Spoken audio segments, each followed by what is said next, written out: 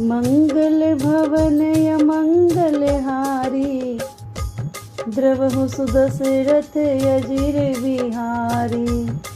सिया राम जय राम जय जय राम, सिया राम जय जय सिया राम। नवमी तिथि मधुमास पुनीता, शुक्ल पक्ष अभिजित हरि प्रीता। मध्य दिवस अति शीत न घामा, पावन काले लोक विश्रामा। सिया राम जय जय राम, सिया राम जय जय सिया राम। पवित्र चैत्र का महीना था। नवमी तिथि थी। शुक्ल पक्ष और भगवान का प्रिय विजित मुहूर्त था। दोपहर का समय था। न बहुत सर्दी थी न धूप गर्मी थी। वह पवित्र समय सब लोगों को शांति देने वाला था। शीतल मंद सुरभि बहवाऊ, हर्षित सुर संतन मन चाऊ। बन को सुमित गिरि गण मनियारा, श्रवहि सकल सरितामृत धारा। सिया राम जय जय राम, सिया राम जय जय सिया राम। शीतल मंद और सुगंधित पवन बह रहा था। देवता हर्षित थे और संतों के मन में बड़ा चाव था। वन फूले हुए थे। पर्वतों के समूह मणियों से जगमगा रहे थे और सारी नदियां अमृत की धारा बहा रही थी। सोय अवसर भी रंचि जब जाना, चले सकल सुर साज विमाना। गगन विमल संकुल सुर जूथा, गावहीं गुण गंधर्व बरूथा। सिया राम जय जय राम, सिया राम जय जय सिया राम।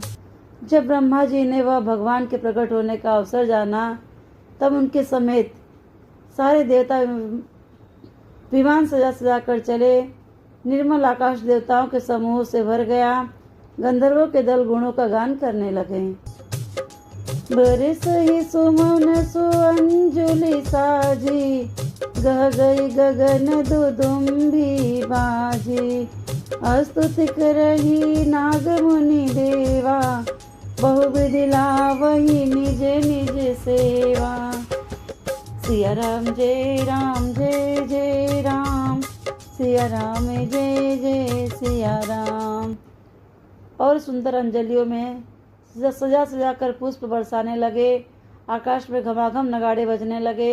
नाग मुनि और देवता स्तुति करने लगे और बहुत प्रकार से अपनी अपनी सेवा उपहार भेंट करने लगे।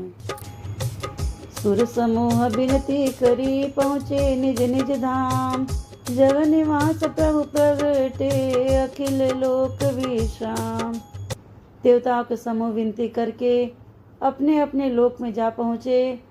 समस्त लोगों को शांति देने वाले जगतधार प्रभु प्रकट हुए। सिया राम जय जय राम, सिया राम जय जय सिया राम। मंगल भवन अमंगल हारी, द्रवहु सुदशरथ अजिर बिहारी। भय प्रगट कृपाला दीन दयाला, कौसल्या हितकारी। हर्षित महतारी मुनि मनहारी, अद्भुत रूप विचारी। लोचन अभिरामा तनु घन श्यामा, निज आयुध भुजचारी। भूषण बनमाला नयन विशाला, शोभा सिंधु करारी। दिनों पर दया करने वाले कौशल्या जी की हितकारी कृपाल प्रभु प्रकट हुए। मुनियों के मन को हरने वाले उनकी अद्भुत रूप का विचार करके माता हर्ष से भर गईं। नेत्रों को आनंद देने वाला मेघ के समान श्याम शरीर था। चारों भुजाओं में अपने खास आयुध धारण किए हुए थे। दिव्य आभूषण और वनमाला पहने थे। बड़े बड़े नेत्र थे। इस प्रकार शोभा के समुद्र खर राक्षस को मारने वाले भगवान प्रकट हुए। कह दुई कर जोरी, स्तुति तोरी, कही विधि करो अनंता। माया गुण ज्ञान पित अमना वेद, वेद पुराण बनंता।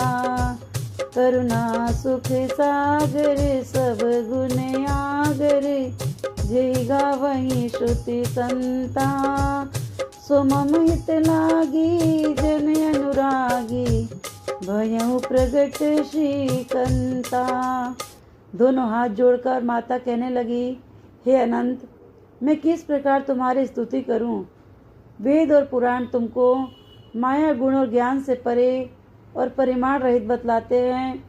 श्रुतियाँ और संत जन दया और सुख का समुद्र, सब गुणों का धाम कहकर जिनका गान करते हैं, वही भक्तों पर प्रेम करने वाले लक्ष्मीपति भगवान मेरे कल्याण के लिए प्रकट हुए हैं।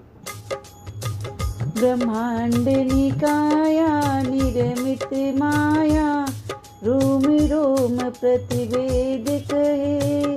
मम उर सोबासी यह उपहासी, सुनत धीर मति थीर न रहे।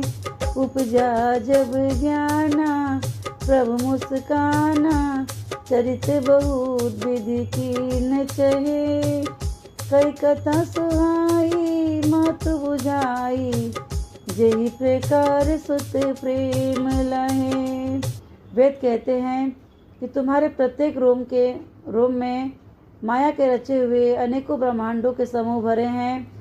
वे तुम मेरे गर्भ में रहे। इस हंसी की बात के सुनने पर धीर विवेकी पुरुषों की बुद्धि भी स्थिर नहीं रहती, विचलित हो जाती है। जब माता को ज्ञान उत्पन्न हुआ तब प्रभु मुस्कुराए। वे बहुत प्रकार के चरित्र करना चाहते हैं, अतः उन्होंने पूर्व जन्म की सुंदर कथा कहकर माता को समझाया, जिससे उन्हें पुत्र का वात्सल्य प्रेम प्राप्त हो, भगवान के प्रति पुत्र भाव हो जाए। माता पुनि बोली सोमति डोली, तजहु तात यह रूपा। कीजे शिशुलीला यति प्रियशीला, यह सुख परमय अनूपा। सुनि बचन सुजाना रोदन ठाना, होई बालक सुरभूपा। यह चरित जगावहि हरिपद पावहि, तेन परहि भवकूपा। माता की वह बुद्धि बदल गई। तब वह फिर बोली, हे तात, यह रूप छोड़कर अत्यंत प्रिय बाल लीला करो, मेरे लिए यह सुख परम अनुपम होगा।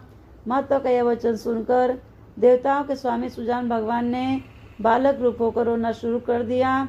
तुलसीदास जी कहते हैं, जो इस चरित्र का गान करते हैं वे श्री हरि का पद पाते हैं और फिर संसार रूपी कूप में नहीं गिरते हैं।